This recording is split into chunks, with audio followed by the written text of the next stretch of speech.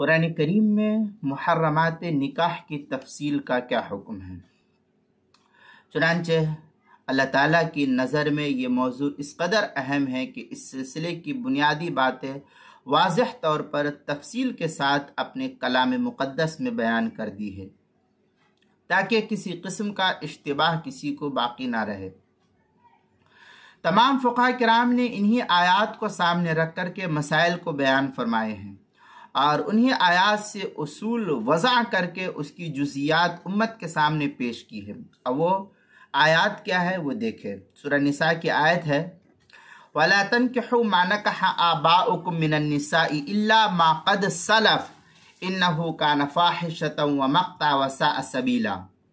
حرمت علیکم امہاتکم وبناتکم واخواتکم وعماتکم وخالاتکم وبنات الاخ وبنات الاخت وامہاتکم اللاتی ارضعنکم واخواتکم من الرضاعة وامہات نسائکم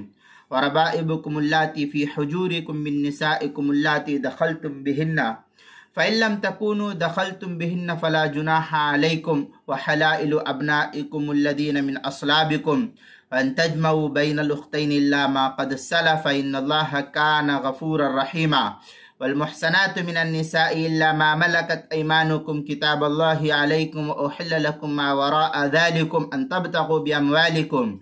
محسنين غير مسافحين۔ یہ سورہ نساء پارہ نمبر 4 اور 5 کی آیت ہے، آیت نمبر 22، 23 اور 24۔ جو پارہ جب چوتھا پارہ ختم ہوتا ہے اس کی اخیر کی 2 آیت اور 5ویں پارے کی پہلی آیت ہے یہ۔ بہرحال اس آیت کے اندر اللہ تعالیٰ یہ بیان کرتا ہے اور نکاح مت کرو ان عورتوں سے جن سے تمہارے باپ دادا نے نکاح کیا ہو، باپ دادا نے نکاح کیا مگر وہ جو پہلے ہو چکا، یقیناً یہ بے حیائی ہے اور اللہ کی نفرت کا موجب ہے اور برا راستہ ہے۔ تم پر حرام کی گئی تمہاری مائیں، تمہاری بیٹیاں اور تمہاری بہنیں اور تمہاری پھوپھیاں اور تمہاری خالائیں اور بھائی کی بیٹیاں یعنی بھتیجیاں جو ہوتی ہے، بھائی کی بیٹی وہ بھتیجیاں جو کہلاتی ہے، اور بھائی کی بیٹیاں اور بہن کی بیٹیاں یعنی بھانجیاں جو ہوتی ہے، اور تمہاری وہ مائیں جنہوں نے تمہیں دودھ پلایا یعنی رضاعی ماں جس کو کہتے ہیں، جن سے دودھ کا رشتہ ہو، اور تمہاری رضاعی بہنیں اور تمہاری بیویوں کی مائیں یعنی ساس،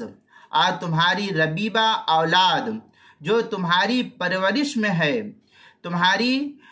ان بیویوں سے جن سے تم نے دخول کیا یعنی صحبت کی، پھر اگر تم نے ان سے دخول نہ کیا ہو تو تم پر کوئی گناہ نہیں ہے، اور حرام کی گئی تمہارے ان بیٹوں کی بہوں جو تمہارے پشتوں سے ہیں، اور حرام کیا گیا ہے حرام کیا گیا یہ کہ تم جمع کرو 2 بہنوں کو ایک ہی ساتھ ایک نکاح میں ایک ہی وقت میں،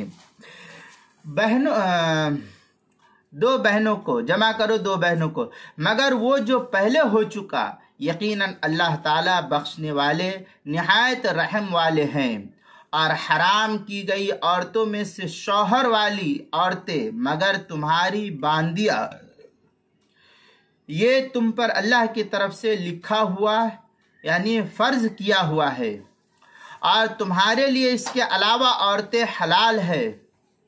اس طرح کے طلب کرو اپنے مال کے ذریعے اس حال میں کہ تم نکاح کرنے والے ہو، زنا کرنے والے نہ ہو۔ یہ آیت کے اندر اللہ تعالیٰ نے اس آیت پر،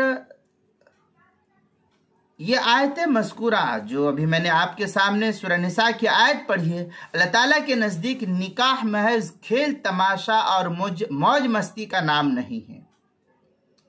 بلکہ اس کے پیچھے انسانیت کی ایک تعمیر کا جذبہ ہونا چاہیے، انسانیت کا وجود ہونا چاہیے اس کے ذریعے سے۔ اور جب یہ ہو سکتا ہے جبکہ مقدس رشتوں کو पामाल ना होने दिया जाए। अब जब निकाह करेगा तो बेटा होगी, बेटे होंगे, पोता पोती, नाती नवासा, ये सब सिलसिला चलता रहेगा। और जब मौज मस्ती के लिए अगर होगा तो फिर कौन निकाह होगा, क्या होगा, बेटा कहाँ, पोता कहाँ, पड़पोता कहाँ, नवासा कहाँ, ये कोई रिश्ता ही नहीं होगा। तो अल्लाह ताला ने इस मुक़द्दस रिश्ते को यहाँ पर इस आयत के अंदर बयान किया है। अब अगली वीडियो के अंदर महारिम से निकाह हराम होने की हिकमत क्या है उसको मैं बयान करता हूँ। ये तफसील जो है किताबुल मसाइल की चौथी जिल्द सफ़ा 154 और 155 पर नकल की गई है, वहाँ देख सकते हैं।